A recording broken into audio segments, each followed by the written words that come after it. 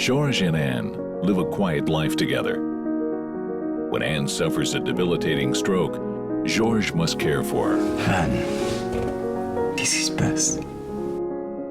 But as Anne's mind and body seriously decline, Georges finds his beloved slipping away. In Amour. Hi, I'm Brenna. I'm Leah.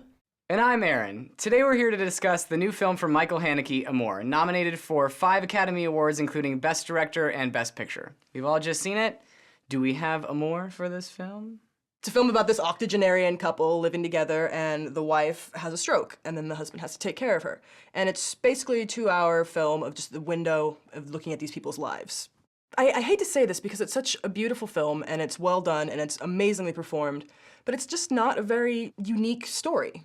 I think that's actually a credit to the film. I mean, I know I always like to see a new story, but seeing something that we've seen many times before isn't necessarily a bad thing either, especially in this case, because the writing is so strong and we see the deterioration not only of Anne, but of Georges, her husband, and all the things that he has to go through. And it's not over the top, but there's so much time to linger and think about stuff and see stuff happen that it's really impactful.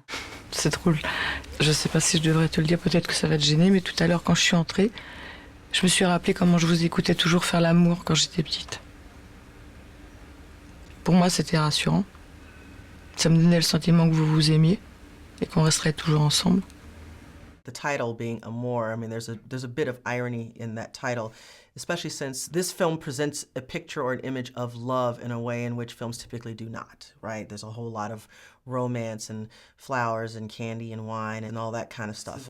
And this film does a really good job of erasing all of that, or at least coating that with harsh doses of reality. Thematically, this film, one of the things that this film says is that love will make us do things that we never thought we were capable of doing.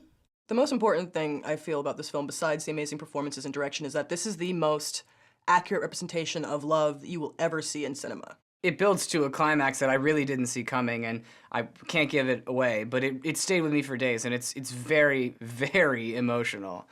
And it's just a testament to the theme of this film, which is showing us what love really is, or what it can become in certain situations. So while we're glowing about this film, I want to take the opportunity to say that it's difficult subject material. It's difficult to tell somebody to see this in the theaters because it is hyper-realistic, it's beautifully shot, it's wonderfully acted, but it's all things I think most people have experienced. For instance, I went through a similar thing with my grandfather when he was dying of cancer. I've seen it in real life.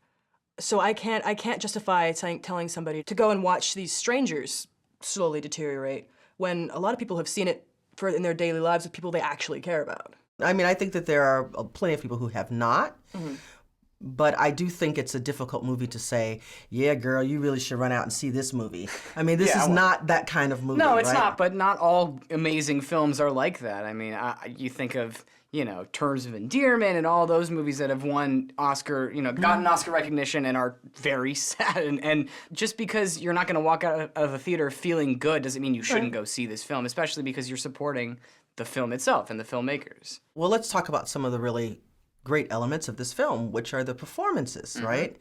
These actors, Jean-Louis Trintignant and Emmanuelle Riva as Georges and Anne, give really standout, stellar performances. You totally believe that this couple has been together for the last 50+ years. They express and exhibit such a range of emotions. Yeah, no, they both give outstanding performances. Jean-Louis Trintignant as Georges, he feels lived in. He's completely invested in this story, and the different amount of emotions on his face and how slight the differences are in his face are quite astounding. Anne. Coucou. C'est moi. Anne. Qu'est-ce qui se passe? Anne. Qu'est-ce qui se passe? Then Emmanuelle Riva is just unbelievable. She's convincing, and her transformation is so hard to watch, but it's done in such a good and strong way. And I really think she should win the Best Actress Oscar. Mais tu fais quoi? Tu avais laissé l'eau couler. Dis donc, qu'est-ce qui t'arrive? Tu es complètement folle? C'est une blague? Pardon? C'est une plaisanterie ou... Ça se veut une plaisanterie ou quoi? Quelle plaisanterie? Je ne comprends rien. Michael Haneke, I believe, is one of the most provocative filmmakers, and he does it without a whole lot of yelling and screaming, look at me, as a filmmaker. The things that he likes to tell stories about are really just stuff that, number one, we don't want to have to deal with, and I think that that's one of the values of this film.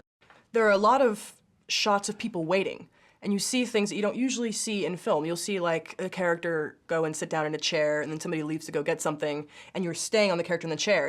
That style of shooting isn't something that we see very often, and it adds a different light to it, which makes it even more realistic. It's just to the bone, very raw, unabashed, and when you take all of that away, all you are left with pretty much is the story.